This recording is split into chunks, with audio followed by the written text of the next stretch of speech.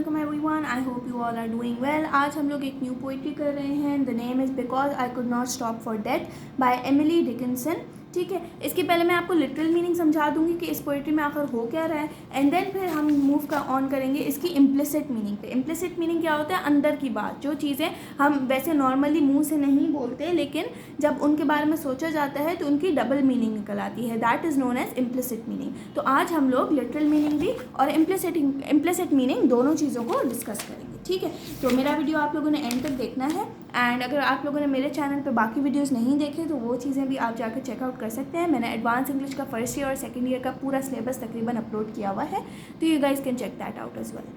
चलें जी, let's start. This poem is written in first person. First person का क्या मतलब है कि द राइटर यूजेज आई और माई। ठीक है, ऐसे लग रहा है कि जैसे उसने नरेट की गई है ये story.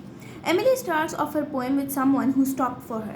She and the person who is assumed to be her husband are in a horse carriage. ठीक है, अब एमिली एक इंसान के साथ रुकी और वो दोनों कहाँ पे थे? एक हॉर्स कैरेज में थे।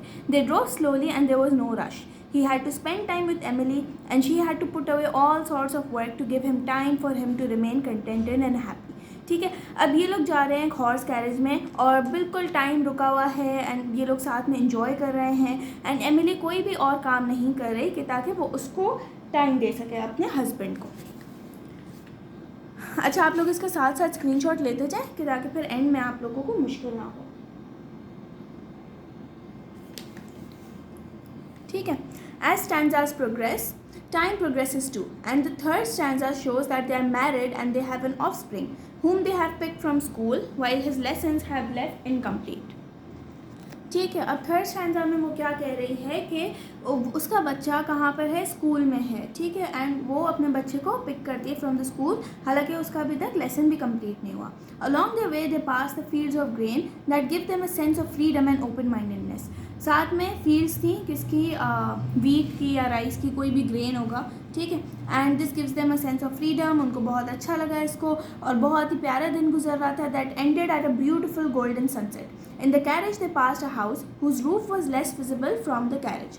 ठीक है, अब ये जो है एक घर से गुजरे और उसकी जो रूफ थी वो इतनी ज़्यादा विजिबल नहीं थी, and it seem that it was hollow, और उसका सिर्फ एक ही कोना नज़र आ रहा था। In the last stanza, Emily describes how wonderful time she is spending. Emily को बहुत अच्छा टाइम लग रहा है, बहुत अच्छे से वो अपना वक्त गुजार रही है। ठीक है, and since she is very contented and happy, even if centuries pass, but it would feel like 1 to 2 days because she is pleased with her life and her time passes very quickly. ठीक है, वो अपनी ज़िंदगी से बहुत ज़्यादा खुश है और उसकी ज़िंदगी बहुत अच्छे से गुजर रही है। She assumed without doubt that the horses which were driving the carriage would lead her to a never-ending happy time. The poem is given its title because I could not stop for death, because Emily loves her life and she doesn't want to stop, but all these happy times to continue forever. अब Emily को क्या चाहिए? उसको ये चाहिए कि ये जो कैरेज है जिसमें वो जा रही है, वो कैरेज हमेशा के लिए चलता रहे, और उसके अंदर घोड़े बैठे हों, वो इसी तरीके से सनसेट एंजॉय कर रहे हैं अपने हस्बैंड के साथ। एंड इस पोइट्री का टाइटल है because I could not stop for death, और इसको जो है अपनी ज़िंदगी अभी ख़त्म नहीं करनी, इसको ये जो अच्छे वक्त हैं इसको, उन चीज़ों को अभी ख़त्म नहीं करना। वो चाहती है कि ये जो वक्त है वो हमेशा चलता रहे, हमेशा वो इसी तरीके से खुश रहे। ठीक है, अब आ जाओ आप इसकी इम्प्लिसिट मीनिंग पे। उससे पहले अगर आप लोगों ने स्क्रीनशॉट्स नहीं लिए तो वो चीज़ आप कर लें, और अगर ले लिए हैं तो इस पार्ट को थोड़ा सा स्किप कर लें।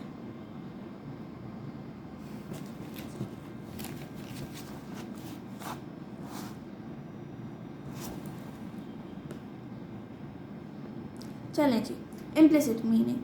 Emily starts off the poetry by personifying death as the gentleman who stops for Emily and takes her in a carriage that represents her coffin car.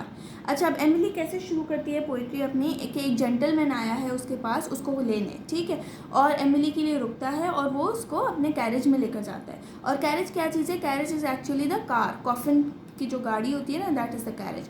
Emily personifies immortality as the third person present in the carriage. ठीक है, immortality क्या चीज़ है? वो third person है जो कि उस कैरेज में बैठा हुआ है, right. The combination of death and immortality suggests that as soon as a person dies, his physical connection with the world is lost and his spiritual connection continues even after his death, and it is never ending. It shows that the death is an immortal journey. अब जो तीसरा बंदा इनके साथ बैठा है वो है immortality, और उसका जो फिज़िकल कनेक्शन है इस दुनिया के साथ वो चीज़ ख़त्म हो गई है और वो अपने कफन पहने हुए जा रही है अपनी कॉफिन कार में. कहाँ पे जा रही है? To her grave. The second stanza describes how slowly they were moving as death had no hurry. He had to spend time with Emily. Meanwhile, Emily, who was already prepared for her death, left all the work and hobbies for the death's commands and orders. अब second stanza क्या बता रहा है कि कितना slowly वो लोग move कर रहे थे. क्यों? क्योंकि मौत को कोई हरी ही नहीं थी, मौत को कोई जल्दी ही नहीं थी, क्योंकि वो वैसे ही कॉफिन में जाना है, उसने वैसे ही उसने कब्र में जाना है, तो किसी को कोई जल्दी नहीं थी. वो अपना टाइम अच्छे से गुजार के जा रही थी. और एमिली प्रिपेयर्ड थी फॉर डेथ. ठीक है, उसने अपनी जो है सारी हॉबी, सारा काम, हर चीज़ अपनी छोड़ दी थी कि ताकि वो डेथ की तरफ चली जाए. The carriage passed the school where children were playing and their lessons were left incomplete. As Emily wrote this poem, she had children and they had to return from school. ठीक है, leaving everything incomplete. अब ये क्या था, जब Emily की death हो गई तो उसके जो बच्चे थे वो उस टाइम स्कूल में पढ़ाई कर रहे थे एंड उनको वापस आना पड़ा. क्यों आना पड़ा? क्योंकि इनकी अम्मी की डेथ हो चुकी थी. They passed wide fields symbolizing that her soul was free now.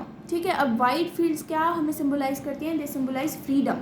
बहुत ही आज़ादी है, उसका सोल अब फ्री है from this world and she is ready to move on to the next world. The fields were grazing grain symbolizes that the grain, those people who were close to Emily, were destroying their own selves, and due to this tragic loss, the death of Emily Dickinson.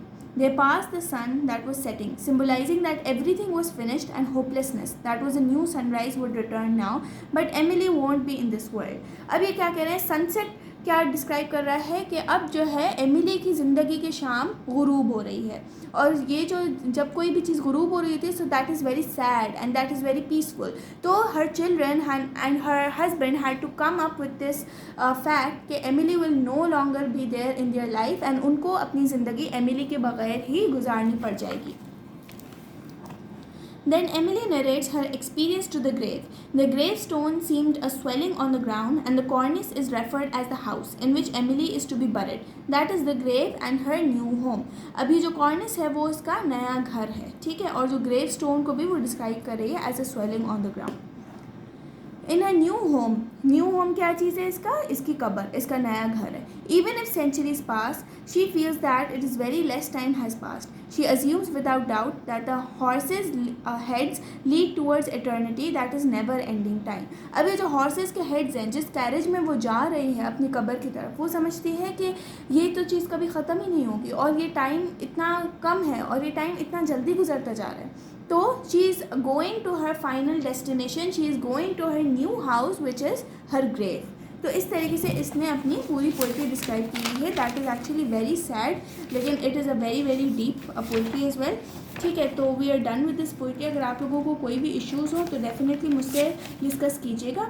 ठीक है, and in the next video we are gonna start a new poetry. तो make sure आप लोग next video भी देख लें. Till then take care, अल्लाह हाफिज़.